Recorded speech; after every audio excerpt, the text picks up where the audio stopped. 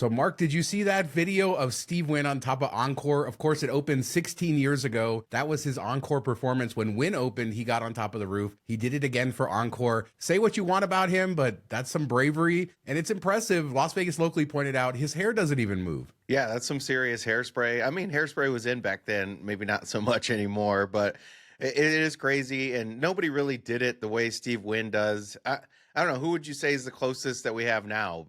Derek Stevens? Yeah, but it's a whole different vibe, right? It's a different era. These Wynn Encore commercials, I think, are some of the most iconic commercials in Vegas history. Yeah, I remember getting in every cab in Vegas, and it was always a Wynn commercial on the cab, too. As soon he would welcome you to Vegas and talk about the Wynn and everything it had to offer, and you're always like, oh, man, I wish I could afford to stay there.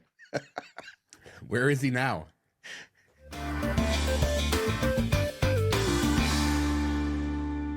So for some in Las Vegas, it was a white Christmas, sort of. Somebody posted this video. It looks like rain to me. It did rain in the north part of Las Vegas, but in the mountains, they got snow too. And I guess in some higher elevations, they did. So that's good. At my house, it didn't rain or snow or anything. Yeah, when was it that you guys got like a couple inches of snow? Was that like 3 years ago, something like that? And everybody ran out trying to buy sleds and find winter jackets and stuff so you guys could go out in the snow? I think the last big one was 2019, only because I think it was before the pandemic, if I remember right. But we have them every few years. You get a big snowstorm. I've had a few since I've lived here, but it would be cool for it to coincide with Christmas. That would be neat. But usually Vegas people are just looking up at the sky, seeing rain and telling ourselves it's snow. No, but it is cool that you have the mountain. You know, you can get there an hour away in a totally different environment, get that feel of snow, and hopefully the lodge opens soon and you can go have some dinner and check everything out and kind of get that experience, which is so close to Vegas. And I still don't think a lot of people know that it's there. So I talked on the last show about how I walked the strip and Flamingo. I went through there and some of the stuff. So I wanted to talk about that, starting with the pool, Mark, because the pool there is, we talked about it before. We showed pictures before. It is still completely torn up. The pool is gone. Let's just put it that way. They have torn out the pool and they're building a new pool essentially. Yeah, which is kind of crazy because Flamingo had one of the better pools in Vegas, at least I think so. And it was always like you go through the monorail and you look at it, you're like, what's that nice pool? Where's that? And then you realize it's attached to Flamingo and you're like, oh, okay, that's surprising. So I'm surprised they didn't just like give it a facelift to completely redo it. We'll have to see what it looks like when it's all said and done. But we haven't seen something like this since Virgin when they packed up their pool and had it all under construction when they opened. I think they've said that it's going to come back in a similar way. So I wouldn't be surprised if it just needed a huge rebuild. It's very old. But walking through that area just reminded me how much I enjoy the gardens there. And they don't build the properties like that before. We've talked about it, how you don't have a lot of that open air space. You know, everything's on rooftops or stuff like that. Yeah, definitely a totally unique vibe compared to newer casinos that you see, and it's special. And we talk about how Flamingo is kind of like the OG of the Strip now because everything's getting knocked down right and left. So it's always cool to be able to go out there and see the flamingos and everything, and just get a different type of vibe than you get at the newer glass buildings with cement pool areas, and just not the same feeling of it. And I know we're going to talk about the restaurants and stuff. I think they've really done a really good job of upgrading Flamingo.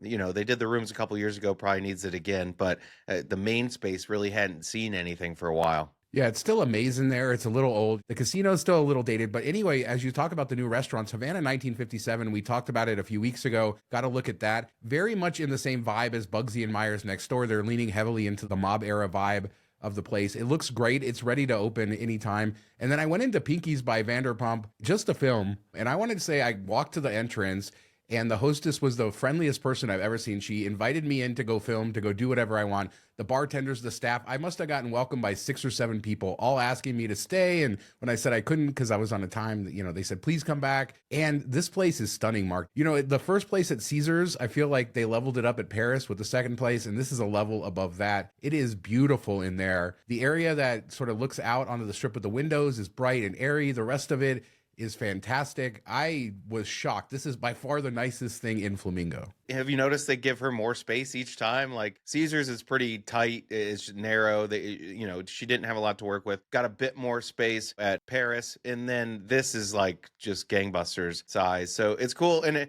it's probably like too nice for the Flamingo. You know, all the new restaurants they put in are nicer than what you're used to seeing there, which is really cool and kind of surprising. And I think we joke about Caesars just rehashing everything. And Vanderpump's the one that when they do rehash, at least it's not the same menu, the same feel, like everything's completely different, and you see completely different offerings at each place that she does. And then Havana, Bugsy and Meyer, it's all unique spots that they're putting in there. And I kind of like Flamingo's restaurant lineup right now better than anything else that Caesars has. Yeah, they got a decent restaurant lineup.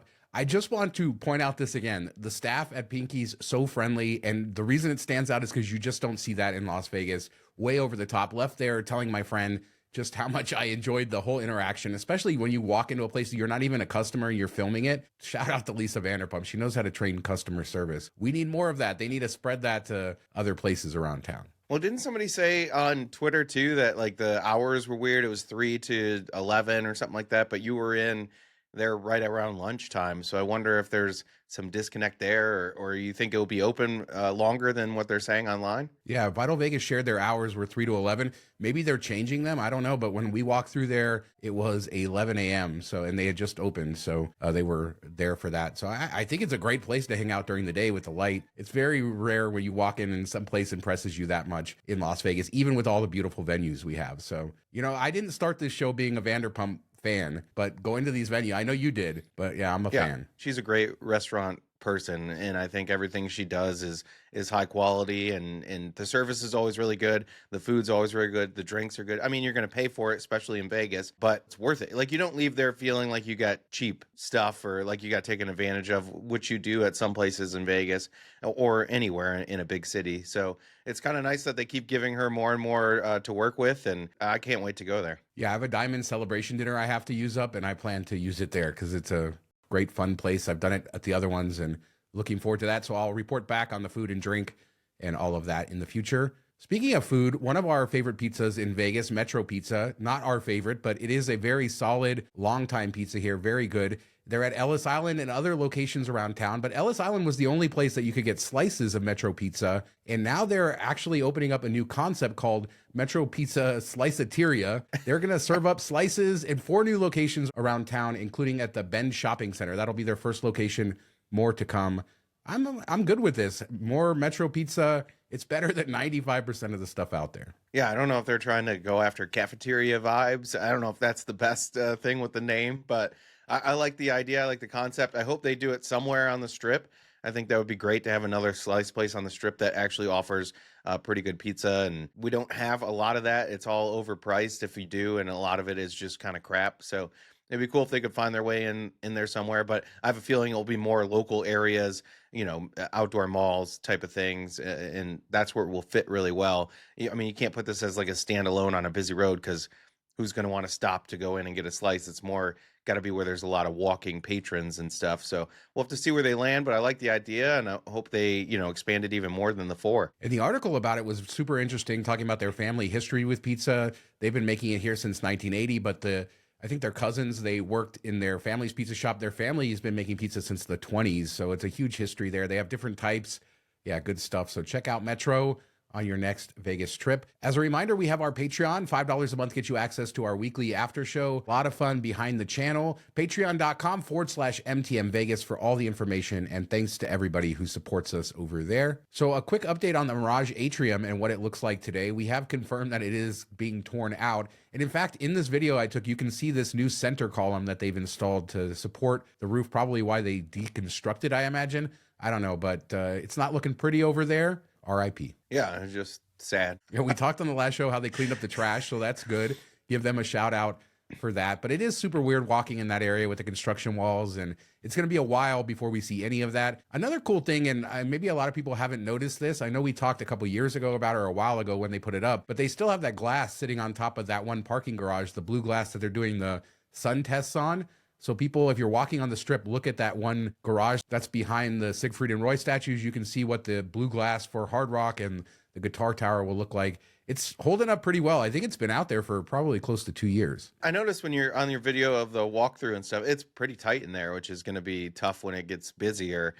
So we'll have to see how that plays out. But I never understood when they build these construction walls on the sidewalk, they always like take up 20 to 30% of what you used to have a usable sidewalk. Why can't they just give you the same space and build the wall? I don't know. I'm not a construction person, but it just seems like they always are encroaching and making it more difficult to get around when there's stuff going on. This really sucks for Treasure Island, right? Because people probably are crossing the street as they head up and then they're going into the Venetian and stuff. But yeah, it's going to be quite a while there. I wonder how long before the atrium is completely gone. Probably just a matter of weeks at this point, or a month or so. As long as it takes to bring down a bridge by F1, that's how long. As long as it takes to break all of our hearts, Mark. As long as it takes to break all of our hearts. So a few weeks ago, we talked about Jim Murren and him being brought in at Resorts World for this new council to save the property or whatever. They didn't say that, but that's what we're assuming. And there was an interesting article in Nevada Current talking about how Jim Murren basically heads the regulatory agency in the Emirates that's deciding casino licenses for the properties there. And Wynn is now the only casino company that has a license. MGM's trying to get one. Murren, of course, the ex-CEO of MGM. Basically, the moral of the story, conflicts of interest abound. I don't know. There's so many of them. How does he weigh all of this? Nobody knows. Yeah, I think somebody can, work within it and have two distinct roles and not let them interfere. But the fact that you're worried about it makes it seem, usually you try to avoid it, or you legally can't do it because there's no way to know what's the inner workings of somebody's brain, or, how can they justify certain things and all that. But I think just the fact that he used to be at MGM and isn't anymore makes it tough on them, regardless of if he's involved with Resorts World or not. So I think they were going to have an uphill battle there if there was bad blood or anything like that. So I don't know that adding in Resorts World changes things much.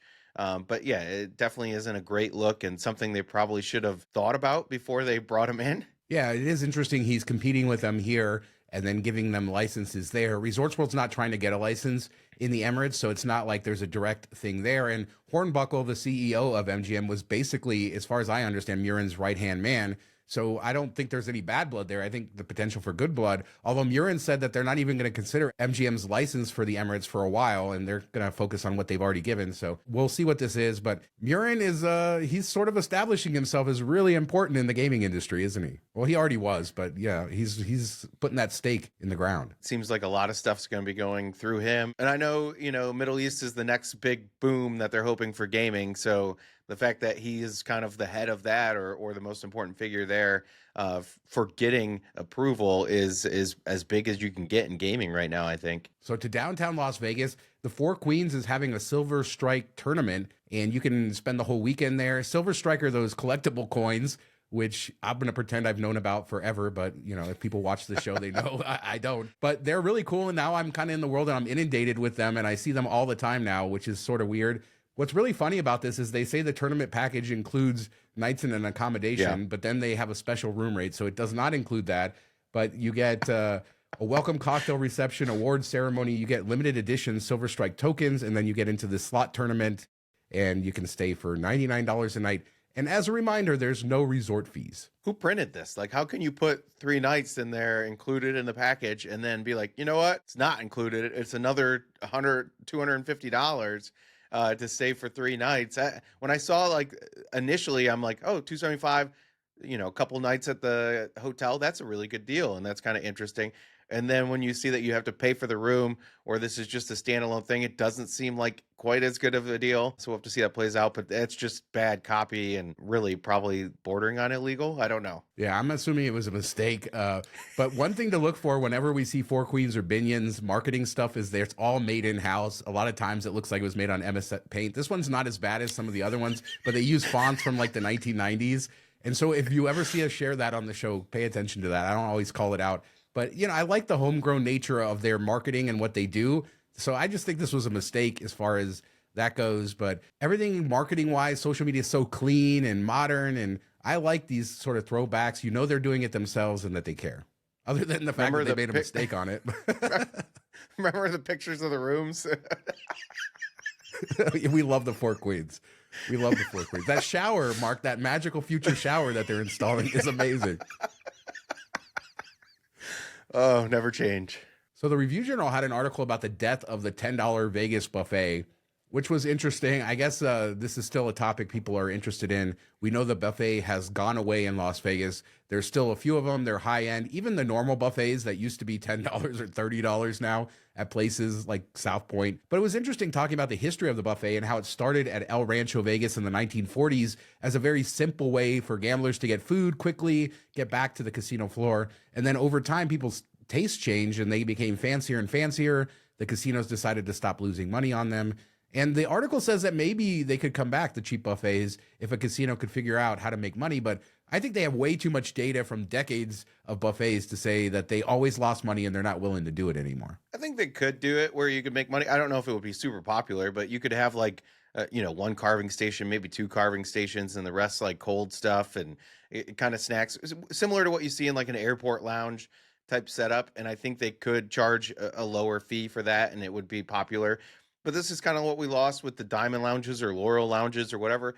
Like that was something that one gave people a reason to continue to gamble and earn points, and two, it gave them something that they can go grab food quickly, not feel bad about it, and get back to gambling. So I wonder if like even Caesars has noticed a decline from their higher level gamblers. Are they now going to sit down somewhere for dinner? Are they going off property to eat when they would have just said, you know what, this is free. I lost some money. I'm going to go eat my chicken wings or whatever and get back to it. And now they're like built in these breaks and type of things. Like it has to be a negative overall, I would imagine. I had many a light meal in those Diamond Lounges. I will say that they were great back in the day. For people who don't know, they served food at nighttime for a couple hours. It was light stuff, but usually they would have like a meat dish, like meat on a stick or wings, and sometimes salads, and it was enough for a nice light meal. And as you point out, quick, and that doesn't exist anymore. But I would also point to the South Point stuff that we talked about months ago, talking about how they're still losing a ton on the buffet. They're willing to do that, but they're the only ones that are willing to do that anymore. So even the South Point charging almost $30, they're still losing money and they are willing to do it, but nobody else is going to do it. When the stock market is involved, there will be no buffet. Let's put it that way. When you have hedge funds and corporate investors, there will be no buffet that's not $80 and making money. I don't know. Do it low class. Throw some pizza out there, a salad bar, a roast beef station, call it a day. I think you'd make money. So New Year's Eve is coming up, the most exciting time in Vegas for young people. If you're old, you stay home and avoid all the mess. But I love this article in Las Vegas Weekly, talked about 4 ways to do New Year's Eve, and they're all very different. New Year's Eve at Legacy Club, I feel like that's sort of a hip, fun vibe. Then you have like Speakeasy at the Cabinet, hang out in a speakeasy all night, feel fancy. South Point, they say on there, which is old people New Year's Eve, right? So that's kind of cool. And then Area 15 is doing multiple masquerade balls. I thought this was the neatest of all. They have a Venetian ball, a Galactic ball, Rendezvous ball. So all of these different balls have different themes within Area 15. Of course, the strip will be packed with hundreds of thousands of people as well. Area 15 is doing the most unique thing and probably the funnest of them all. But Legacy Club, those views you'll get of the fireworks would be amazing. And it's just such a nice place and good drinks and service and everything. I've always had a great time there. The Speakeasy is probably more my vibe now, a little less crowded, more intimate, as long as they don't overpack it. I think that would be kind of a cool, unique setup. Maybe not as New Year's Eve as other things. Is that a word I can use? But yeah, I think Area 15 is the one that I'm most excited to see what it all looks like. And I think this is the 20th year in a row where I say I should go back to the strip, and I haven't done it. I just don't have the heart. It's not really being on the strip. It's the getting to the strip and leaving and being stuck there and all of that. Gotta get a room. But yeah, well, they're not cheap. Speaking of not cheap, Fontainebleau is not cheap. There you go. A great transition there. Last week, I got to use my Fontainebleau credit from the match earlier in the year. As a reminder, they give you a $150 dining credit, $150 spa credit if you are able to match to gold. That I did earlier in the year and have to use it before the end of the year. So my wife and I went over there. We both had the spa credit, and the Fontainebleau Spa is a pretty amazing place. It's very different than other spas I've been to. It's not as a relaxing vibe. It's the Fontainebleau of spas. It's very like Miami, bright lights, an energetic vibe. And that's what they do in the afternoon. I guess in the morning, it's more relaxing because there's different LEDs so they can set the mood for everything. But it has all the bells and whistles, steams, saunas. They have a co-ed room so you can hang out together with your spouse, but they also have private men's and women's rooms. Service there was phenomenal. And the day pass is $180. That includes tip and service charge and everything.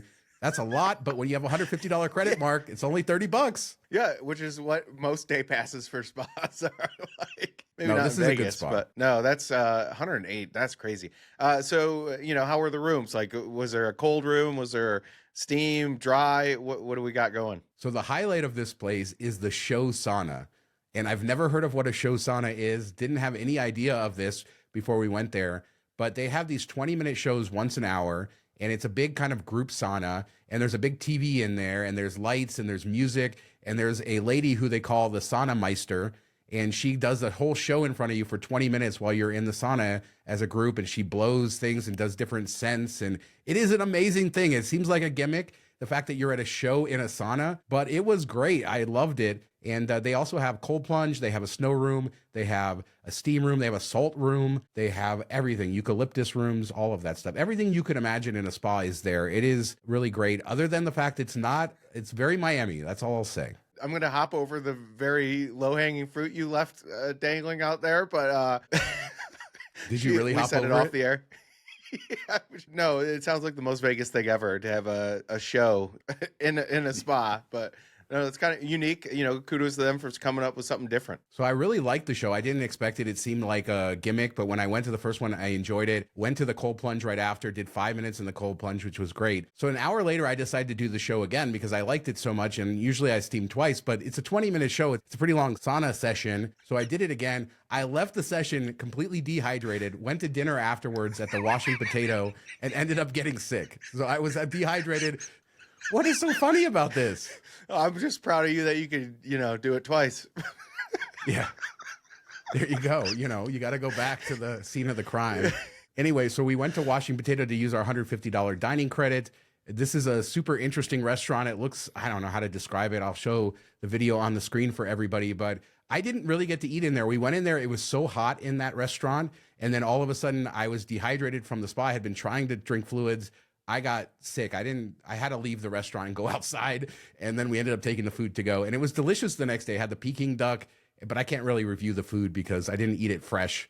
And the portions were small. The prices were high. It was all delicious though. So I guess that's a win when you're eating on the strip. As long as the food is good, you're going to pay a lot. And again, it was all free because of the dining credit. Did it use up like both dining credits? One dinner basically? No, we were able to get 5 or 6 things. We got soup dumplings and some vegetables, and we got Peking duck, which was like $50. Not a huge portion, but it was the best Peking duck I've ever had. So we got $150 worth of stuff, which was plenty. And we have another dining credit we're going to use this week, bring our daughter down there and do something nice. So it's free money. It's neat when they do these status matches and you can cash them in. I really enjoyed the spa. I like that they didn't make you stay at the hotel in order to enjoy it. And again, $30 was great. I wouldn't pay $180, of course, but I'm not really the person who's doing that. Yeah, I'm glad that you had a good time. It stinks when a restaurant is hot. There's nothing worse than sitting in a restaurant sweating and trying to enjoy your meal and just wanting to get out of there. I had a recent experience at a restaurant where it was a bit warm. It wasn't like unbearable, but it definitely was getting to the uncomfortable side of things, and it just kind of ruins the whole experience. There's no real way you can like strip down enough to make it comfortable. So that kind of stinks, and I wish they would, somebody's got to be like, this doesn't feel right in here. It's a little bit hot.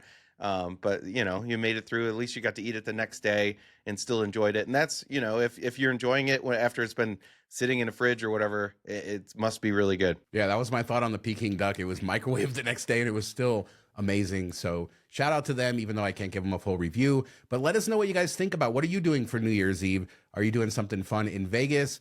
Jim Murren, his conflict of interest, the Flamingo, everything new there. Are you excited for that? Have you been to Pinky's? Leave a comment. We do 2 shows a week, Tuesdays and Fridays. We'll be back in a couple days with another show. Thanks so much for watching. Talk to you next time. I have a feeling this Patreon video is going to be fire. He's going to make me put all the outtakes in there. Of course you loved it. She things.